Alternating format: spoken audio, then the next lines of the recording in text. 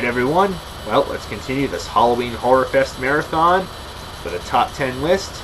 This time, we're talking movies, the ones that I feel are the most underrated, most underappreciated, the ones that I still think should get at least one look, one view, despite rather mixed to somewhat negative reactions from professional critics and some fans bashing and trash-talking them and so forth. You get the point. And whether they're horror comedies, straight-up horror, jump scare horror, you name it, old and new, whatever. This is simply my choice, my opinion, people, so if you don't agree with me, then oh well. So, otherwise, let's get to it, shall we? Starting with number 10, Ready or Not. Okay, obviously this is a pretty recent film from last year, and I included it on my most underrated list of the year 2019, because, well, yeah, I didn't really know what to think of it at first, seeing that it's, well, kind of a horror comedy to say the least. Woman marries into this rather eccentric rich family, and she has to play a game which pretty much turns out to be a manhunt type of game, or woman hunt, I should say, for the most part. It becomes a ritual. Spoiler alert there. It turns ugly, and, well, it has some rather comedic elements right there. Not much to say there. A generic-looking title of a movie that is very entertaining, even for only an hour and a half runtime. It's dark, and I thought at first it's going to take place in the past with all the fancy kind of stuff, that it's in a mansion, but surprisingly it takes place in modern days. And it's, as I said, very entertaining. It takes its time at the beginning, a little bit of long dialogue sequences, but it definitely gets somewhere. It's funny, it's scary, it's gruesome, definitely worth at least one watch. Number 9.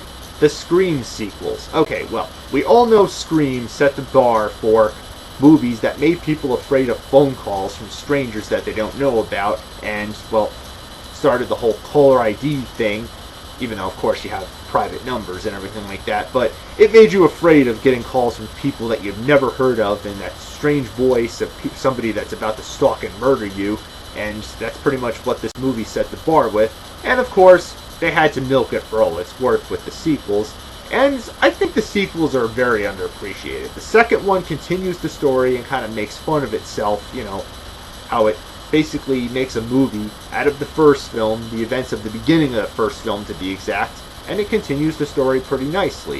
The third one does kind of the same thing, both mixed reactions, and then the fourth one, okay, seems like they more or less made it just for the sake of continuing and bringing back something from years before, because it came out in 2011. Want to put a little nostalgic touch in for fans of this franchise, and I was satisfied. It wasn't as good as the first three, but I could still say I was very entertained. A couple of good jump scares here and there. All I could say is, what is your favorite scary movie? Yeah, that's the catchphrase with pretty much most of these films, and I'd say this whole franchise is worth watching. May not be as good as the first one, these sequels, but come on, give them a watch. It'll give you a good scream of horror right there, on the phone to be exact.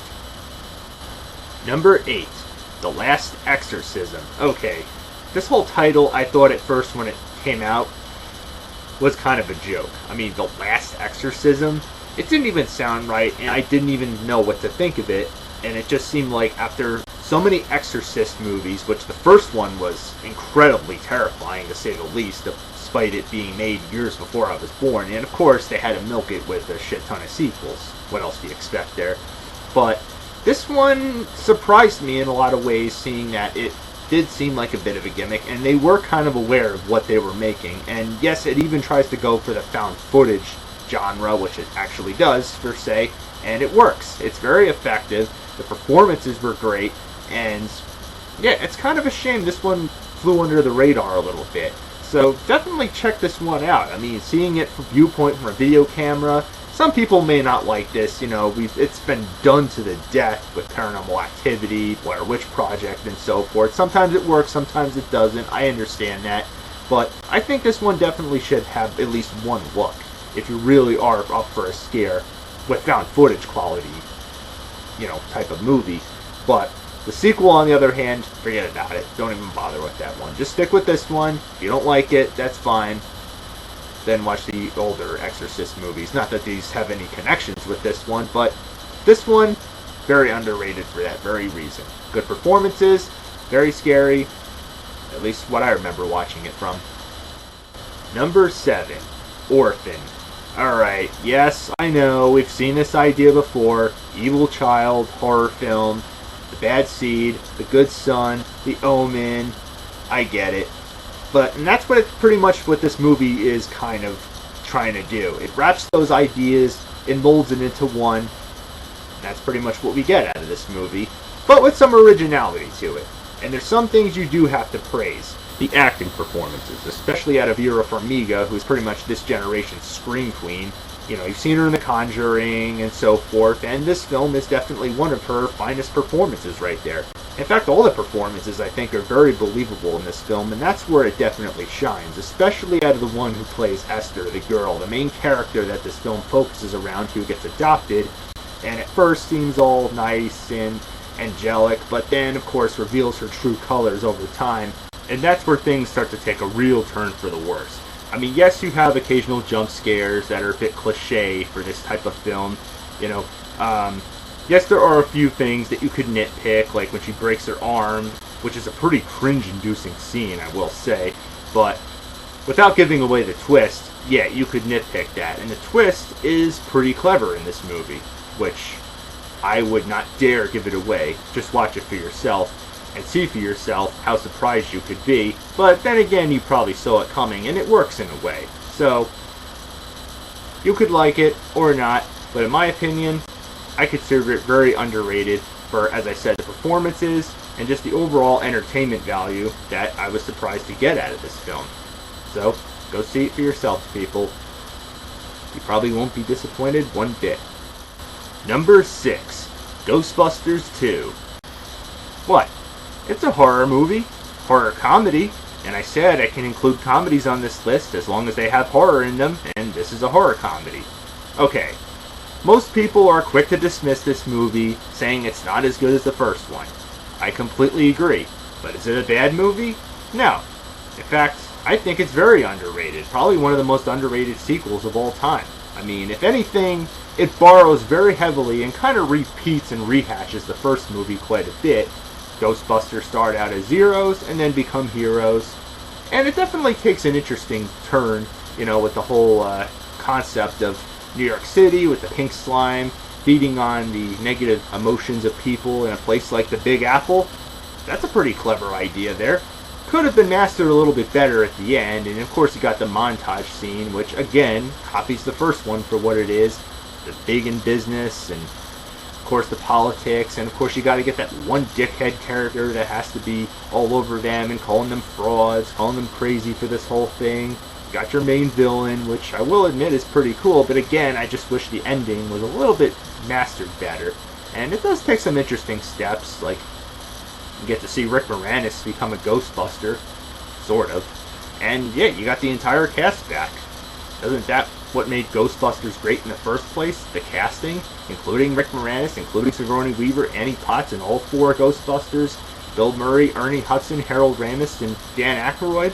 I mean, they have the chemistry in this movie. It's funny, and there's even some scary parts too as well. I mean, when they go underground in the subway and all the severed heads appear, watching that the first time, I nearly shat my pants. And the freaking Statue of Liberty walking through, come on, how is that not awesome? And the freaking Titanic making it in? Yeah, the ghost in the Titanic to be exact. That was creepy and funny at the same time.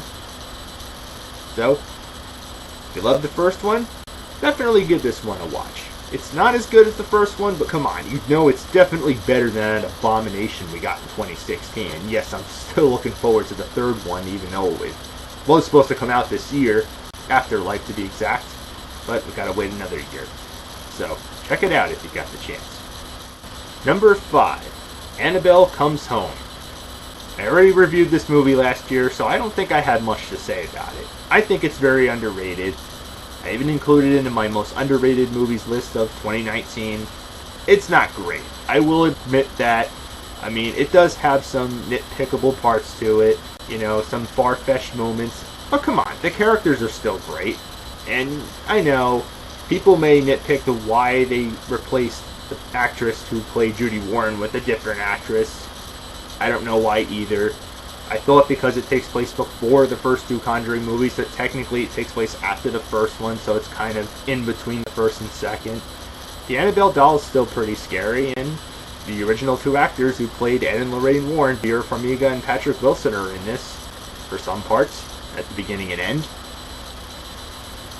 I would say it's not as good as Annabelle Creation, but it's definitely better than the 2014 film, so give it a watch. This doll can still give some pretty good scares. Number 4, Lights Out. Another movie that I thought was underrated, that I included on my most underrated movies list of 2016 to be exact, and it's